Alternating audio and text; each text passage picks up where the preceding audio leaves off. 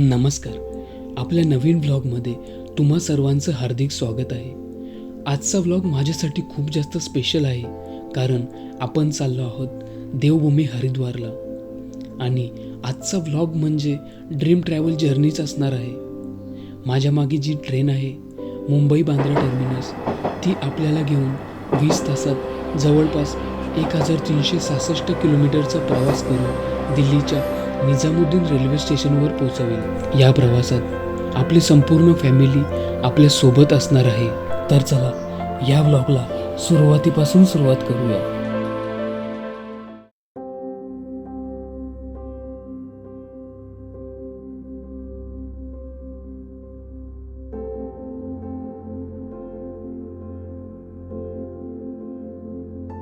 आम्ही चाललेलो आता हरिद्वारला आणि तुम्ही बघू शकता तयाऱ्या चालू आहेत. अजून माणसं येतात आमची.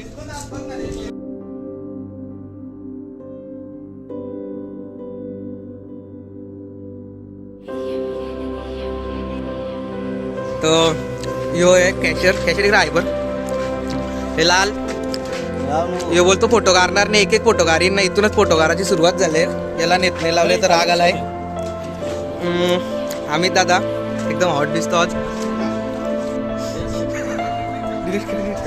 सांग ना. यो आकाश आहे. आकाश पण टायमावर तयार झाला, येत नव्हता. आज तो बघ असा ड्रेसिंग बिसिंग एकदम कडक मारले बाईनी. यो चेतन हो गे, यो पण टायमावर तयार झालाय. तोंडावर फाउंडेशन लावून.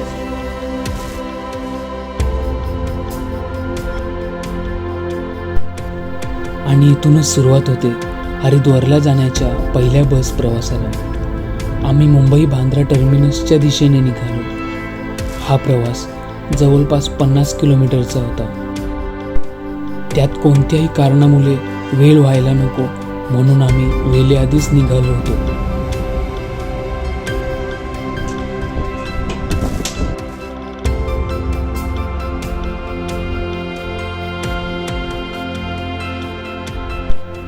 प्रवास हा नेहमीच सुंदर असतो. तो आणखी खास बनतो जेव्हा तो आपल्या परिवारासोबत असतो.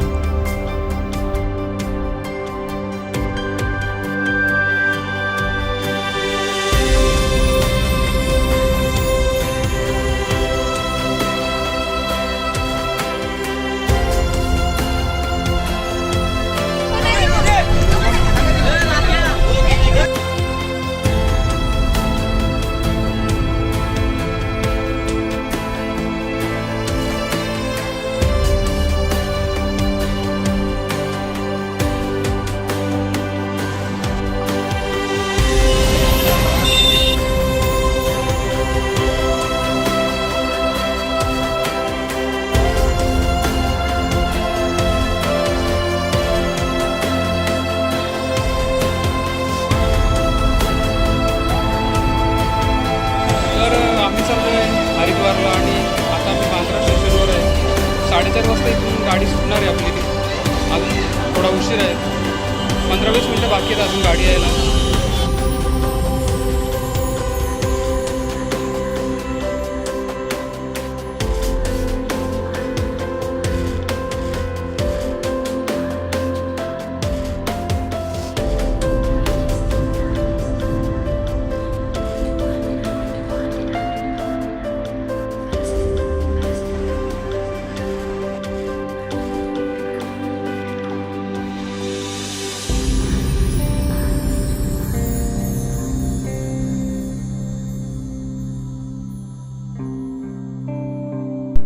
भावांसोबतचा ट्रेनमधील पत्त्यांचा खेळ, हसत खिदलत प्रवासाचा आनंद घेणं म्हणजेच तर जगण्याचं खरं सुख आहे.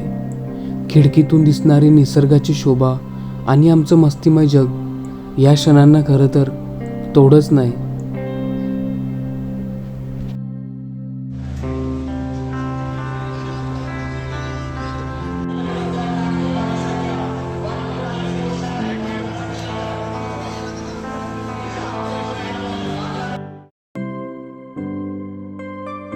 रेल्वे प्रवासातील सकाळ ही राजस्थानच्या लबानमध्ये झाली.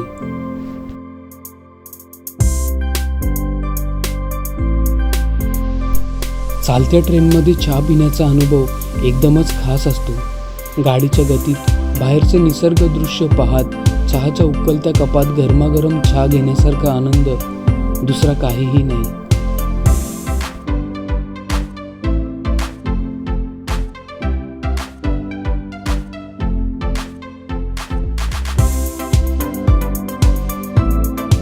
आणि फायनली सकाळच्या 11:15 वाजता आम्ही दिल्लीतील निजामुद्दीन स्टेशनवर पोहोचलो आणि इथपासूनची पूर्ण जर्नी आता अनप्लॅन असणार होती. पुढचा हरिद्वारपर्यंतचा प्रवास हा बाय रोड असणार होता आणि त्यासाठी करावी लागणार होती थोडीशी बार्गेनिंग.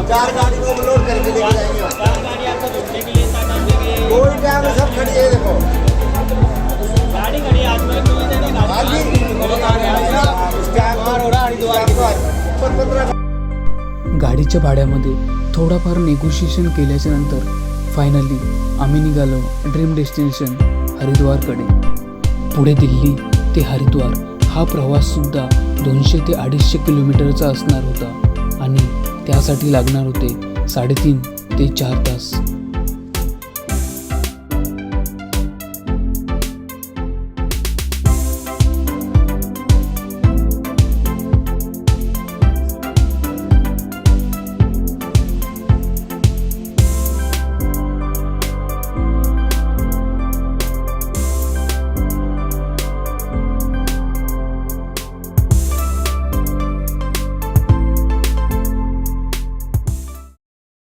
Good morning. तर आज आपला पहिला दिवस आहे हरिद्वारमध्ये आणि आम्ही आता तयारी करून निघालो आहे.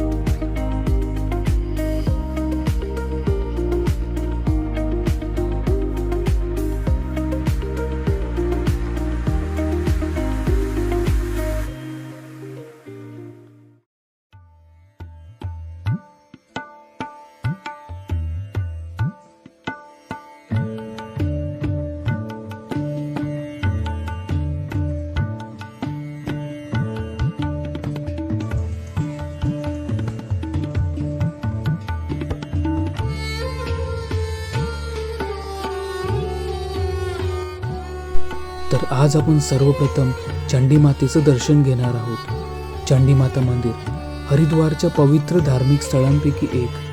हे मंदिर हरिद्वारच्या उत्तरेला चंडी पर्वतावर वसलेलं आहे. या मंदिराचं विशेष महत्त्व असं की येथे देवी चंडीची पूजा होते, जिचं महाकाली आणि दुर्गा या रूपांमध्ये पूजन केलं जातं. या मंदिरात जाण्यासाठी जवळपास 3 किलोमीटरचा ट्रेक करावा लागतो, पण आपल्याकडे वेळ मर्यादित असल्यामुळे आपण रोपवेच्या सहाय्याने दर्शन घेणार आहोत.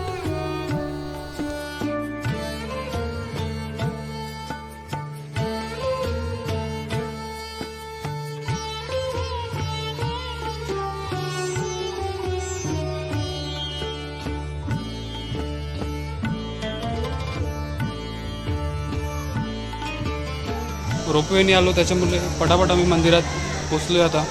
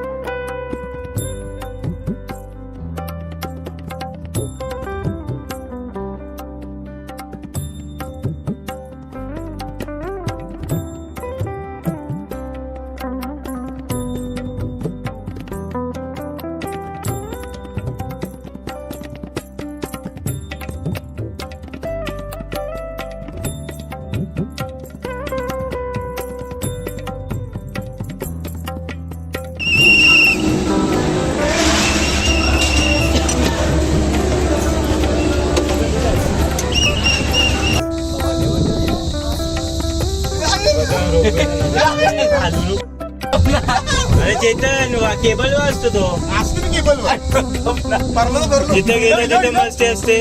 यांचं दादा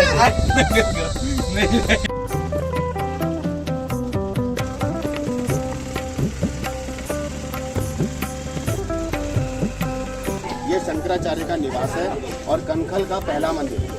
कनखल वो जगह है जहाँ भगवान शिव और माता सती का विवाह हुआ, राजा दक्ष की नगरी। आप लोगों को जाना है पहले पीछे, और पीछे दर्शन होंगे स्फटिक के शिवलिंग के। स्फटिक का शिवलिंग सिद्धेश्वर महादेव सिद्धपीठ, उनका दर्शन करके आपको दर्शन करने हैं शनिदेव को दर्शन करके आपको कराएंगे नवग्रहों के मंदिर में। एक परिक्रमा करनी है और मेन सेंटर में है लक्ष्मी यंत्र। दर्शन करके जब बाहर आएंगे तो इधर में रुद्राक्ष का झाड़ है, वो आपको बताएंगे। और एक मुख्य रुद्राक्ष का दर्शन है यात्रा के अनुरूप उत्तराखंड गवर्नमेंट के द्वारा। जहाँ आप खड़े हो यहाँ भगवान शिव और माता सती का विवाह हुआ। यहाँ से 2 किलोमीटर आगे बढ़ोगे राजा दक्ष का महल पड़ेगा, जहाँ माता ने अपने प्राणों को हवन कुंड में त्याग किया था। भगवान शिव की आंखों से आंसू गिरने से रुद्राक्ष का जन्म हुआ। और रुद्राक्ष 1 से लेकर 14 मुखी हिमालय में होते हैं, और 2 से लेकर 14 मुखी रुद्राक्ष होते हैं नॉर्मल। ये आप अपने महाराष्ट्र में भी देख सकते हो। 1 मुखी शिव गौमुख में होता है, 12 साल में 1 पेड़ में सिर्फ 1 बार। शास्त्र के अनुसार इसका दर्शन करने से सभी मनोकामना पूर्ण होती है। जल पीने से शरीर के रोग दूर होते हैं। गले में धारण करने से दिमाग शांत रहता है। ये 3 मुख्य रुद्राक्ष है जिसमें अभी मोहर आ रहा है, देख रहे हैं मोहर। अभी आप सब लोग मेरे साथ में आएंगे और दर्शन करेंगे। एक मुख्य रुद्राक्ष का हाथ जोड़े प्रणाम करें, बोले हर हर महादेव, हर महादेव। पेड़ को मत छूना भैया, बस आइए आप लोग दर्शन कीजिए एक मुख्य रुद्राक्ष का। चला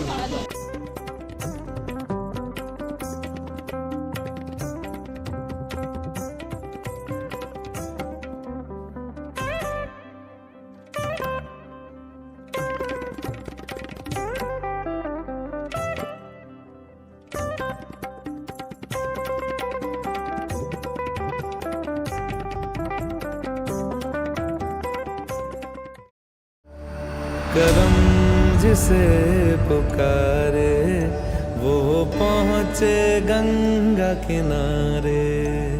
न कर मैली तो गंगा तन धोए मन तो गंदा। पलट के फिर नानी बोली बात और बहता पानी। न कर मैली तो गंगा तन धोए मन तो। बोलिए श्री गंगे मैया की जय, गंगे मैया की जय, शंकर भगवान की जय, अपने अपने गुरु महाराज की जय। और ठीक है यात्रीगण ध्यान दे, अभी आपके समक्ष पतित पावनी मोक्षदानी माँ गंगा जी का पूजन व माँ गंगा जी का अभिषेक हो रहा है भक्तों। इस पूजन के बाद माँ भगवती गंगा मैया की एक 5 बच्चों के द्वारा छोटी आरती होगी, और उन छोटी आरती के बाद इस विख्यात 1001 चौपत्ती के द्वारा भव्य एवं विशाल की आरती प्रारंभ होगी। साथियों, जो श्रद्धालु पहले से आते हैं वो सभी जानते हैं कि हर की पौड़ी क्षेत्र का समस्त सेवा धर्म कार्य केवल आपका जो पास तेरे वही तेरा, बाकी सब मोह का फेरा। तू क्यों समझ ना पाया, तन मिट्टी है मन माया। भगवा चोला तन पे जो तू ओढ़े, हर चोला तो जाएगा पीछे छोड़े। मन पावन हो गंगा में डूबे ना। Good morning friends.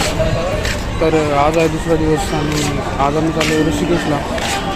ऋषिकेश इथून हरिद्वारपासून 25 किलोमीटर अंतरावर आहे, तर खूप जास्त डिस्टन्स नाही आहे. बघूया किती लवकर आपण पोहोचतोय. ऋषिकेशमध्ये आपल्याला वेळेत पोचायचं होतं, कारण की आपल्याला जायचं होतं ऋषिकेशची पॉप्युलर अशी रिव्हर रॅफ्टिंग करण्यासाठी. आणि हरिद्वार ते ऋषिकेश हा छोटासा प्रवास आपण हरिद्वारच्या प्रसिद्ध अशा रिक्षाने करणार होतो.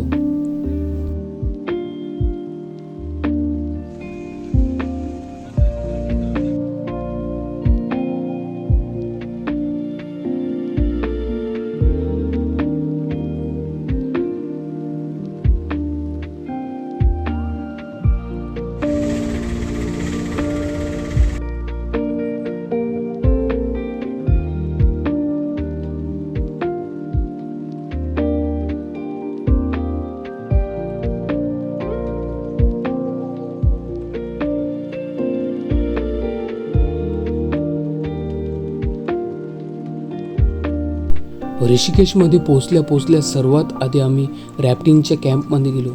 तिथे आम्हाला रिव्हरच्या मॅपबद्दल माहिती देण्यात आली आणि थोड्याच वेळात आपली रॅफ्टिंगची बोटसुद्धा आली.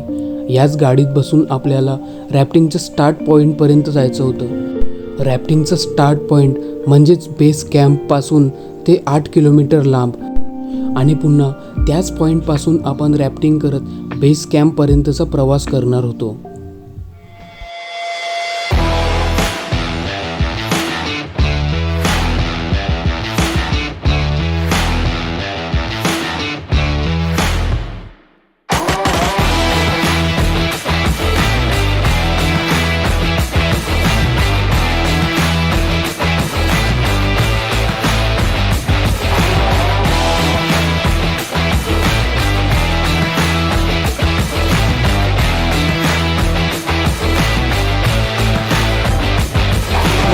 जगात असेल त्याने यावा.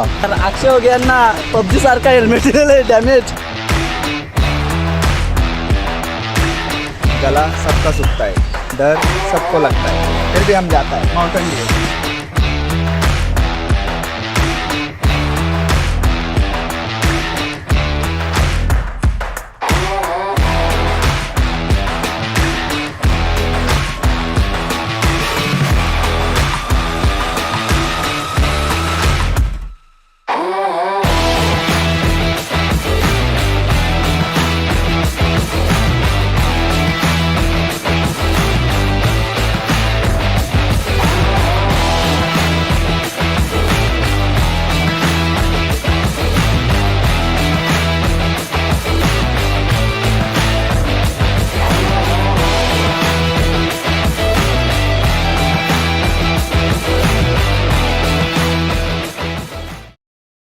Good morning.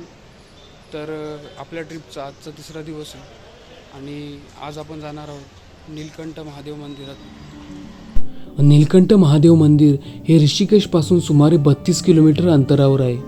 या पवित्र ठिकाणाला महादेवाचे निवासस्थान मानले जाते. समुद्र मंथनानंतर भगवान शंकराने इथेच येऊन विषप्राशन केले होते, ज्यामुळे त्यांचा कंठ नीलात आला आणि तेव्हापासून या ठिकाणाला नीलकंठ हे नाव पडले. आजच्या दिवसाची सुरुवात आपण तशी लवकरच केली होती, कारण नीलकंठ महादेवाचे दर्शन घेतल्यानंतर आपल्याला पुन्हा एकदा दिल्लीकडे निघायचं होतं.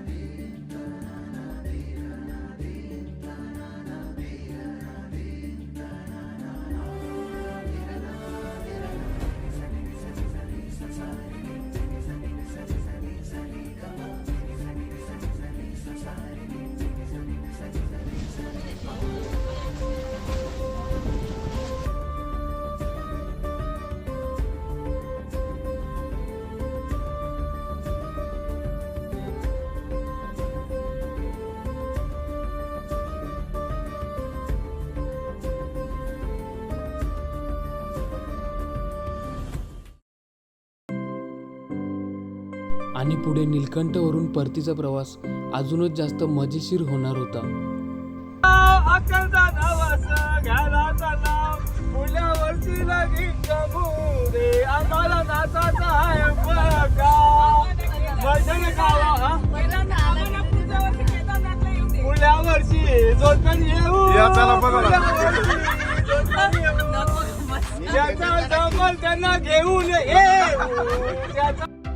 आणि फायनली आपण दिल्लीकडे जाण्यासाठी निघालो. हा प्रवास 250 किलोमीटरचा असणार होता आणि त्यासाठी आपल्याला लागणार होते 4 ते 4.5 तास.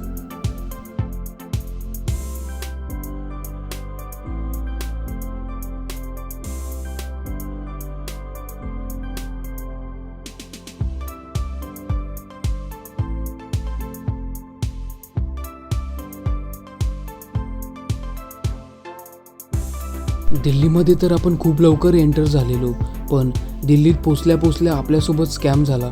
तो असा की आपल्या परिवारामधील काही लोकांचे सूटकेसेस गायब झाले होते. खूप जास्त प्रयत्न केले पण काहीच फायदा झाला नाही.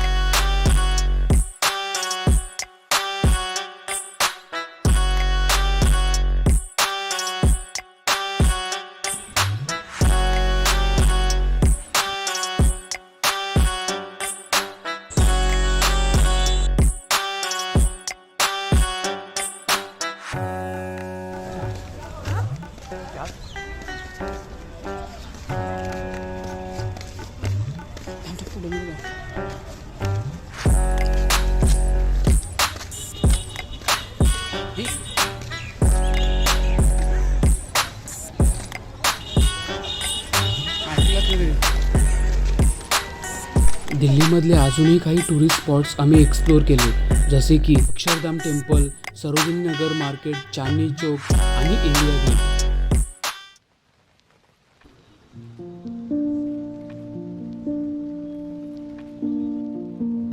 फायनली रात्री 8 वाजता आम्ही पुन्हा एकदा मुंबईकडे येण्याचा प्रवास सुरू केला. खरं तर दिल्ली एक्सप्लोअर झाल्याच्या नंतर मी व्लॉग एंड करणार होतो, पण राजस्थानच्या रामगंज मंडी या ठिकाणी आमची ट्रेन सुमारे 5 ते 6 तास बंद होती आणि मला वाटलं की हा क्षणसुद्धा व्लॉगमध्ये कॅप्चर करावा. त्यासाठी मी व्लॉग पुन्हा एकदा सुरू केला. कारण वेळ ही निघून जाणार आहे, सोबत राहतील त्या फक्त आठवणी.